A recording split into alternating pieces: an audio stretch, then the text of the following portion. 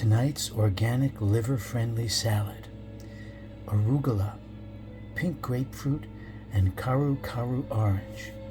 And we're going to add a little bit of apple cider vinegar, a little bit of za'atar, and a little bit of organic Arabicania olive oil. Just a touch. Now the olive oil has to be processed by the liver, as all fats do. So it's going to bring the important phytonutrients in the rest of the ingredients into the liver to help begin the detoxification and regeneration process.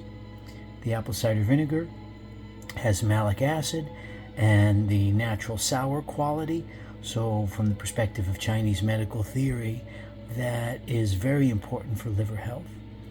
And we have the vitamin C and bioflavonoids and bitter acids in the citrus, as well as the bitter compounds and the chlorophyll in the arugula.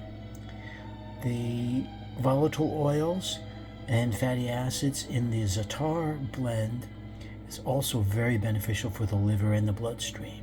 So try this, real easy to make.